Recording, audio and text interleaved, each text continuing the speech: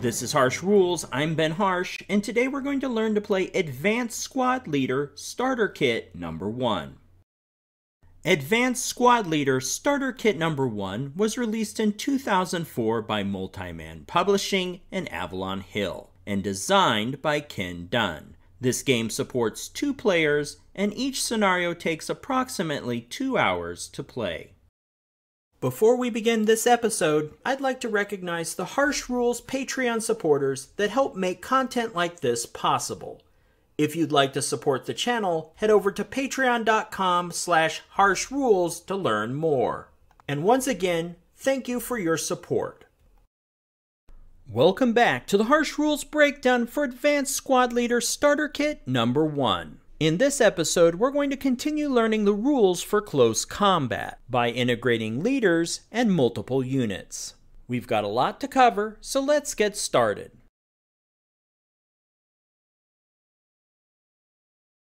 To learn more about close combat with multiple units, we're going to take a look at example 3 from the rulebook. Part 1, Close Combat Situation Setup. In Step 1, identify opposing units in the same hex space. When 3 German 447 squads in hex H5 advance into hex H4 occupied by 2 Russian 458 squads, opposing sides occupy the same hex and will engage in close combat. The units were marked with a close combat marker in the advance phase. In Step 2, determine eligibility for an ambush attempt. An ambush attempt can be made in a hex that contains woods or a building. And an ambush attempt can be made because hex H4 contains a building. Part 2, Ambush Determination. Step 1, determine any die roll modifiers for each side. For the Germans, there are no applicable die roll modifiers to apply. The Russians also have no applicable die roll modifiers to apply. Step 2, each side rolls 1 6-sided die and apply any DRMs. The German die result is 3, and the Russian die result is 5. Step 3, compare difference between die results to see if one side is at least 3 less than the other. In this example, the Germans' lower die result of 3 makes them the ambusher compared to the Russian die result of 5. However, the German ambusher die result is not at least 3 less than the Russian player die result, so no ambush occurs. Next, in Part 3, we're going to resolve close combat.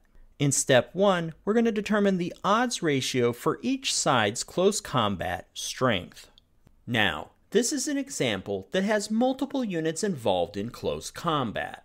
When there are multiple units involved, players can designate which of their opponent's units they will target. Let's take a look at each player's options, starting with the German player.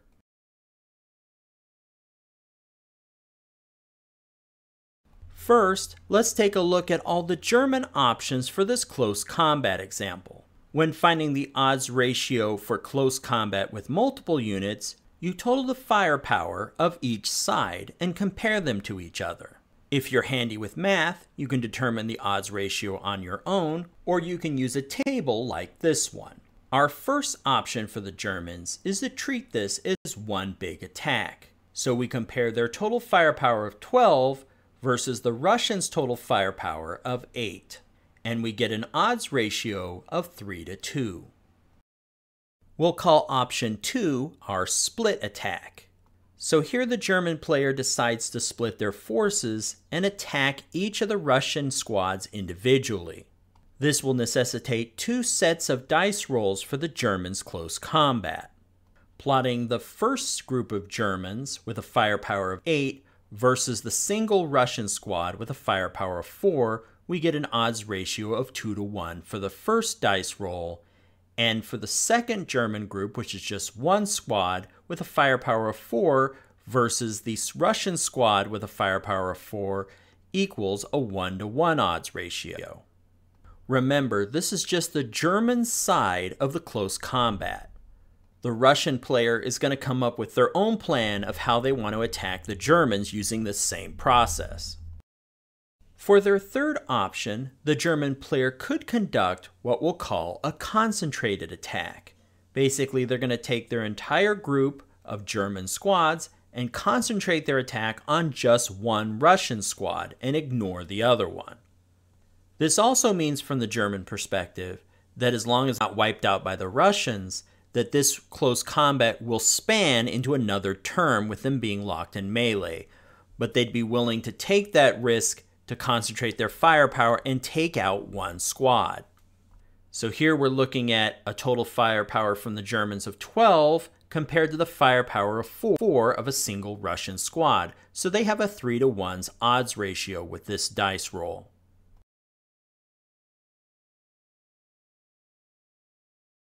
Now let's look at the close combat from the Russians' perspective. So if you're using a table here, remember to flip and use the rows now for the Russians and the columns for the Germans.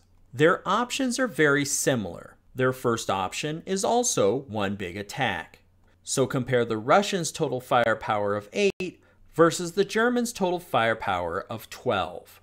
This will give the Russian forces a 1-to-2 odds ratio in close combat. For option 2, the Russians can also divide their forces for a split attack. The first Russian squad has a total firepower of 4 versus, in this case, 2 German squads with a firepower of 8 for an odds ratio of 1-to-2. The second Russian squad has a firepower of 4 compared to the German squad with a firepower of 4, so that group's odds ratio is 1-to-1. Remember, the more you divide up your forces in close combat, the more dice rolls you get to make, but the firepower for each is weaker. Next, we have 2 options for a concentrated attack. In this first one, the Russian player concentrates both of their squads and attacks only one of the German squads and ignores the other 2. This will give them an odds ratio of 2-to-1. And with this second approach, they can concentrate their attack with 2 of the Russian squads versus 2 of the German squads. The Russians' firepower of 8 compared to the Germans' firepower of 8 is a 1-to-1 odds ratio. Finally, the Russian player can also choose to make a one-on-one attack, so they pair 1 Russian squad versus 1 German squad. With all squads having a firepower of 4, this means that each of the Russians' dice rolls will be at a 1-to-1 odds ratio. We'll look at how the example played out in the rulebook in just a moment, but keep in mind all of these options are available depending on your particular strategy.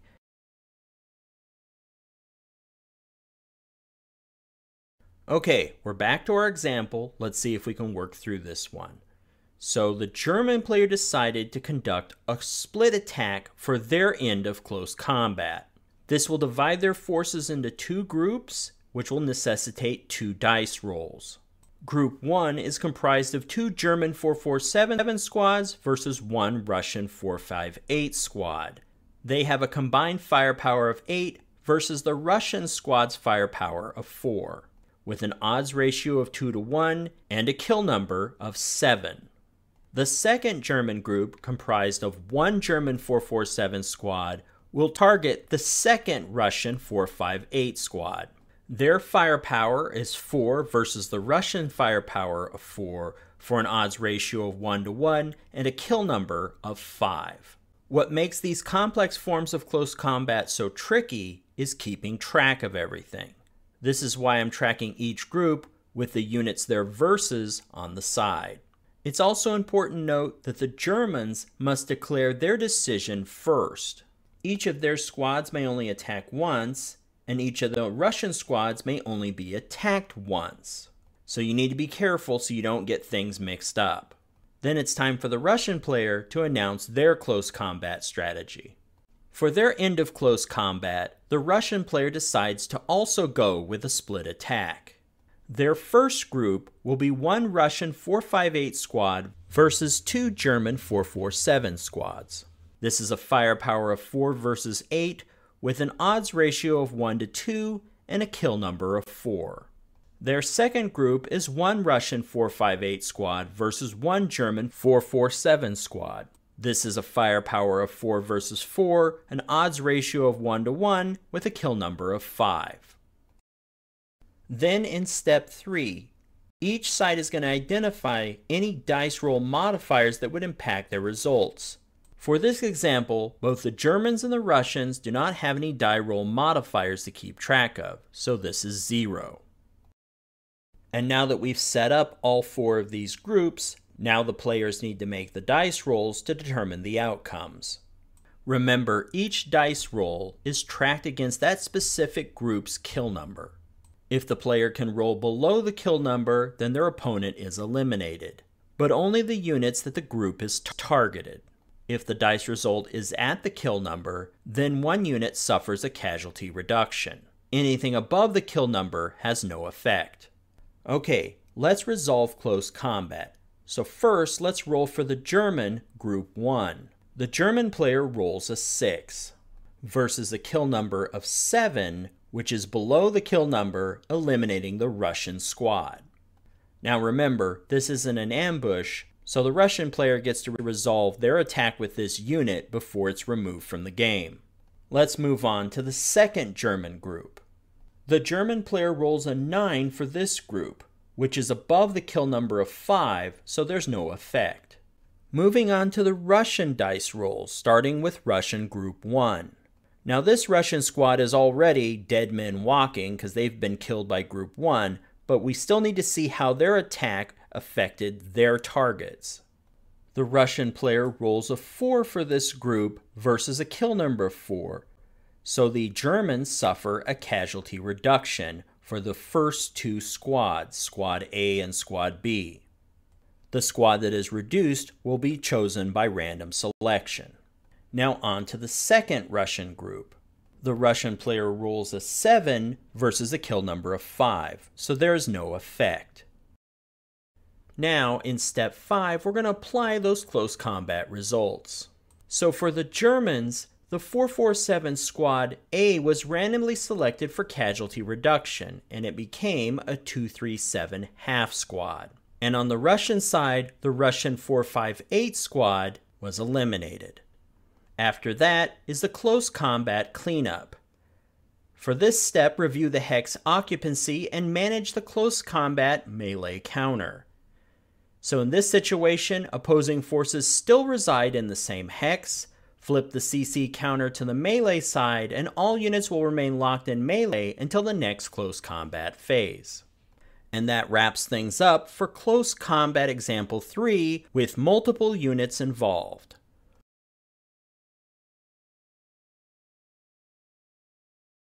Next, let's discuss single-man counters. In the starter kit, those are leaders, and how they're used in these close combat situations. First off, all single-man counters have a close combat firepower of 1. So for close combat that's considered one big attack, you just add their firepower of 1 with the other unit's firepower. Another benefit of leaders is that they add their influence, known as leadership direction, as a die roll modifier. With a one big attack strategy, this is also simple to calculate. The leadership direction DRM is simply added to the dice roll.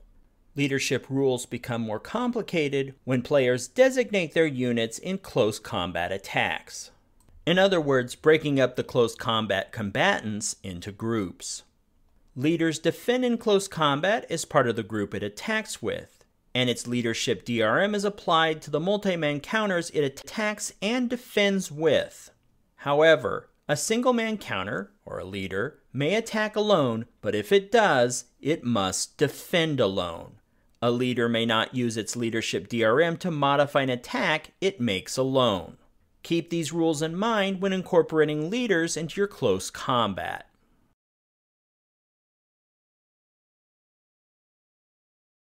Before we close out this episode, let's discuss field promotions. Whenever a multi-man counter in a close combat attack or the first rally attempt rolls an original 2 dice result, it may create a leader. When this occurs, refer to the ASL Starter Kit number 1's Quick Reference Data card. The leader creation table can be found in the lower right-hand corner. By rolling 2 6-sided dice, players can determine whether a leader is created and its quality. This leader creation dice roll may be modified based on the base units following criteria: their highest morale level, the base unit's nationality, the base unit was broken, or it was an odds ratio less than 1-to-1.